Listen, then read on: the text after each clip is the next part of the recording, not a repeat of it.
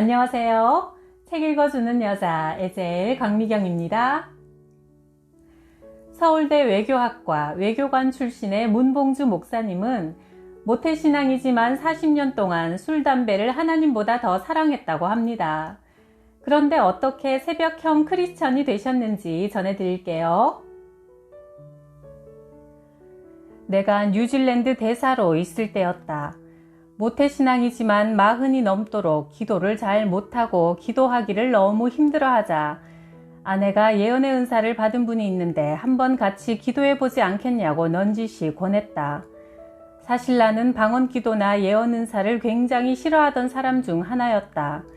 지식인이 점잖지 못하게 따따붙다 한다는 것 자체가 마음에 안 들었고 또 예언은 하나님의 은사라기보다 점쟁이처럼 여겨졌기 때문이다. 하지만 나도 제대로 기도 한번 해보고 싶다는 갈급함이 크다 보니 얼른 모셔오라고 했다.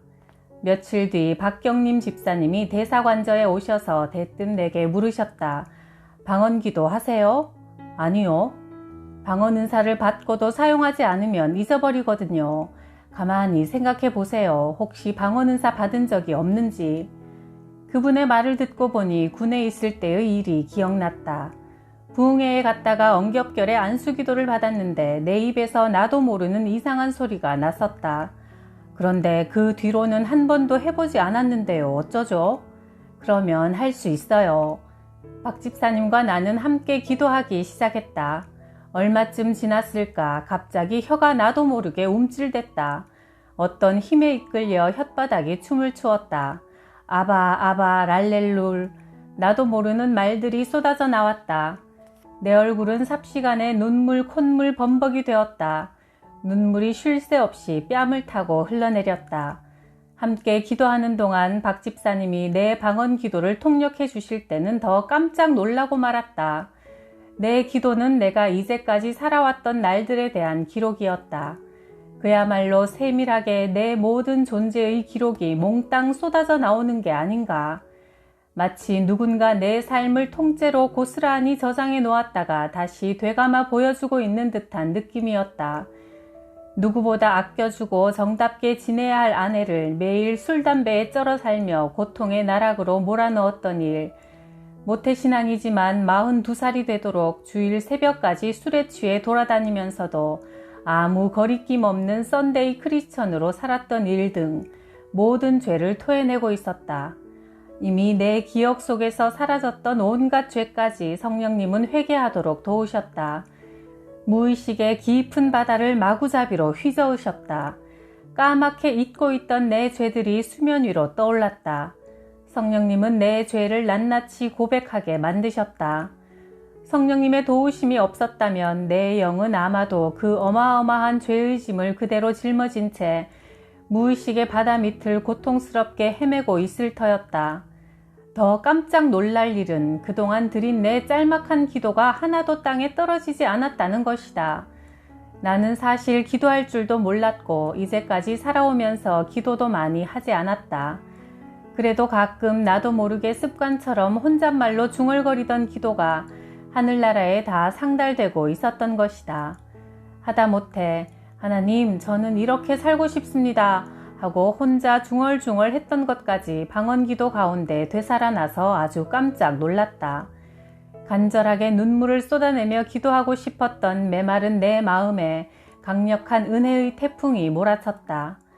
나 같은 죄인을 만나주시고 안아주시는 주님 앞에 완전히 무릎 꿇고 흐르는 눈물을 주체할 수 없었다. 눈물의 기도를 3시간쯤 마쳤을 때 나는 박 집사님에게 물어보지 않을 수 없었다. 어떻게 제 일대기를 다 아십니까? 참 놀랍죠?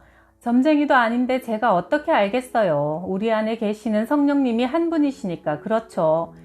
성령님이 집사님에 대해 다 얘기해 주시니까 알 수 있는 거죠. 아니 그래도 어떻게 내 과거의 기도까지 다 아십니까? 기도는 하나도 땅에 떨어지지 않으니까요. 나는 그제야 그 말뜻을 실감했다. 하나님은 정말 다 듣고 계셨던 것이다. 30분 기도하는 것도 힘들어 중보기도 목록을 읽으면서 시간을 때웠던 내가 그날은 놀랍게도 눈물 콧물을 쏟아내며 무려 3시간이나 넘게 기도한 것이다. 그 후론 기도하고 싶어 견딜 수가 없어졌다. 새벽 기도에 가려고 눈이 번쩍 떠졌다. 새벽마다 기도하는 시간이 얼마나 행복한지 몰랐다. 정말 하나님은 살아계시구나. 그래서 나를 다 지켜보고 계시구나. 그러니 내가 어떻게 말씀대로 살아가지 않을 수가 있겠는가. 오 주님, 이런 것이 정말 속사람이 거듭난다는 것이군요. 말씀을 듣고 하나님의 사랑을 아는 것으로만 끝나선 안 되고 성령님을 통해 하나님의 사랑을 체험할 때 그 사랑에 응답하고자 말씀대로 행하는 것이 진짜 믿음이라는 것을 깨달았다. 그리고 남들이 들었다는 하나님의 음성도 듣게 되었다.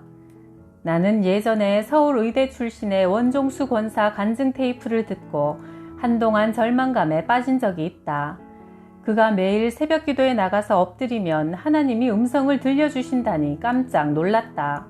종수야, 오늘도 왔구나. 내가 너를 사랑한다. 하나님은 성경에 나오는 위대한 신앙 인물들에게만 말씀하신다고 생각했는데 그렇다면 나는 어떻게 해야 하나님의 음성을 들을 수 있는지 너무너무 궁금했다. 솔직히 엄청 부러웠다. 하나님이 얼마나 사랑하시기에 음성도 들려주시고 공부를 잘 할 수 있도록 신비한 기억력까지 주신단 말인가. 나는 하나님이 우리 모두를 사랑하신다지만 특별히 사랑하는 존재는 따로 있는 모양이라고 생각했다. 그런데 내가 매일 시간을 정해놓고 기도를 하고 나서 보니 이것은 그만의 특별한 순애보가 아님을 알았다. 하나님의 사랑은 그만의 독점물이 아니었던 것이다. 매일 새벽 십자가 앞에 무릎 꿇고 예배드리고 기도하기 시작하니까 내게도 하나님이 음성을 들려주시기 시작했다. 하루는 기도를 하고 있는데 무슨 음향기계의 에코처럼 웅웅 들리는 것이 아니라 바로 나와 마주 앉아 계신 듯 아주 분명하고 똑똑하게 주님이 내게 말씀해 주셨다. 사랑하는 아들아, 내가 너를 사랑한다. 내가 너를 얼마나 사랑하는 줄 아느냐? 나는 충격과 놀라움에 눈물이 홍수처럼 쏟아졌다. 나는 꼬꾸라지지 않을 수 없었다. 그제야 왜 기독교가 종교가 아니고 진리인지를 알았다. 내 곁에 생생히 임재하고 계신 주님의 그 분명한 현존 앞에서 나는 무릎을 꿇고 엎드리지 않을 수가 없었다. 신학적으로 표현한다면 이것이 바로 하나님 임재의 체험이다. 주님의 임재 속으로 들어갔을 때 너무나 기쁘고 행복했다. 십자가 앞에 온전히 나를 내려놓고 성령의 인도하심을 따라 기도할 때 하나님의 음성을 들을 수 있는 것이다. 하루는 새벽 기도를 하는데 주님이 내게 이런 음성을 들려주셨다. 내가 저축해 놓은 돈을 필요한 곳에 나눠주라는 것이다. 다른 건 몰라도 그것만큼은 곧바로 순종할 수 없었다. 나는 정말 역경을 딛고 살아왔다. 유년 시절은 지독하게 가난하고 힘들었다. 결혼할 때도 아내의 돈을 빌려 약혼 반지를 사면서 자녀들에게만은 가난을 겪게 하지 않겠다고 다짐했다. 그래서 형편껏 큰딸 시집 보낼 미천으로 얼마쯤 모아놓은 것인데 아내와도 상의해야 할 테고 짧은 순간 많은 생각이 오갔다. 선뜻 예가 나오지 않았다.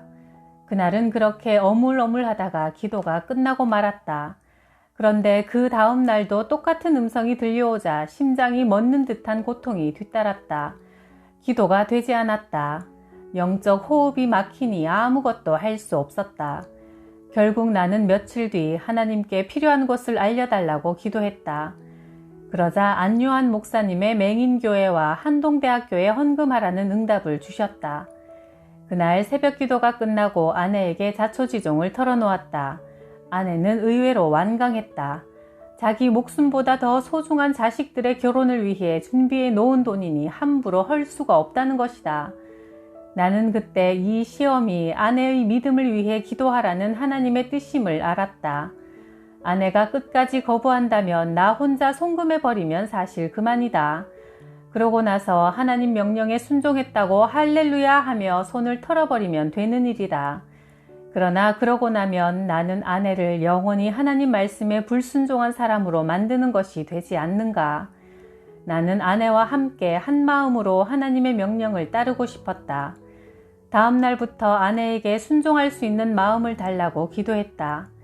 3주 정도 흘렀을 때 아내도 하나님께 손을 들고 말았다. 아내와 나는 안요한 목사님을 찾아가기로 일정을 잡았는데 그 전날 저녁 아내가 불쑥 또 이런 말을 꺼냈다. 그래도 우리 한 번 더 생각해 봅시다. 아내는 그 순간에도 마음이 흔들렸던 것이다. 그날은 군복무 중인 아들과 저녁 약속을 한 날이라 일단 저녁을 먹고 나서 다시 이야기를 해보기로 했다. 그런데 약속 시간이 한참 지나도 아들이 나타나지 않았다. 외출이 취소됐나 사고가 생겼나 하고 조바심을 내고 있는데 아들 녀석이 나타났다. 그런데 몰골이 말이 아니었다. 한쪽 눈이 시퍼렇게 멍들어 있는 게 아닌가.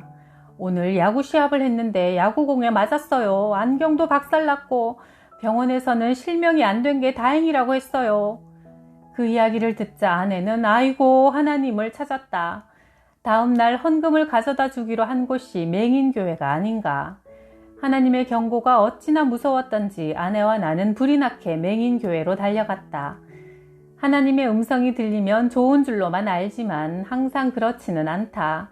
굉장히 두렵고 떨리는 음성도 있다.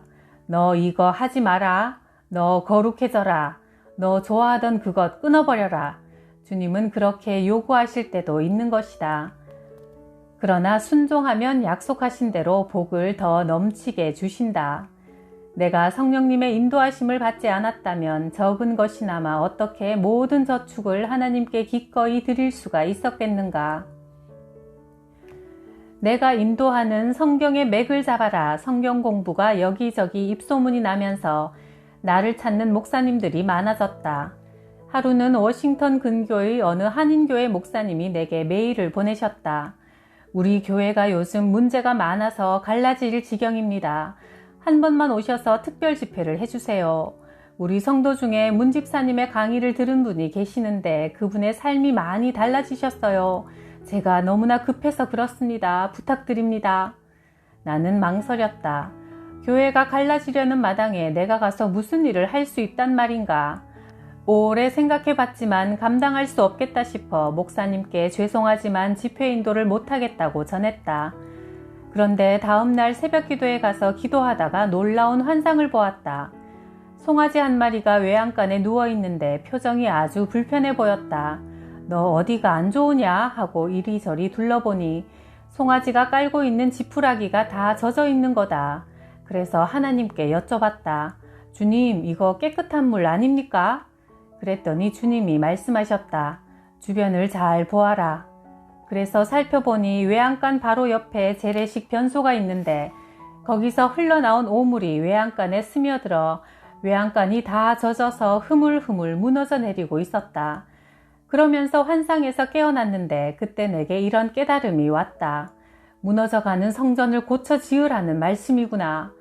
나는 어제 집회를 요청했던 목사님의 교회로 가라는 하나님의 뜻임을 깨닫고 다시 전화를 했다.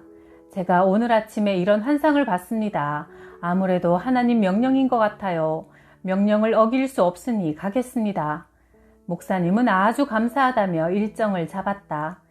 집회를 하는 동안 성령님이 어찌나 뜨겁게 역사하시는지 교회의 문제들이 하나님 앞에 모두 낱낱이 드러나고 재직들이 회개하는 놀라운 변화를 경험했다.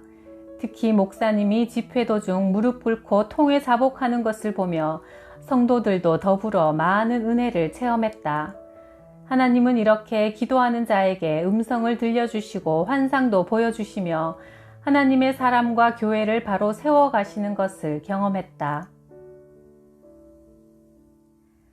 나를 간절히 찾으면 만나주겠다고 약속하신 대로 매일 시간을 정해놓고 기도할 때 하나님의 살아계심을 나타내 보여주십니다. 저도 코로나가 한창일 때 기도하다가 방송으로 복음을 전하라는 하나님의 음성을 듣고 이 사역을 시작했거든요. 하나님의 음성 꼭 들어보세요. 구독, 좋아요, 댓글에 따뜻한 응원에 늘 감사드립니다.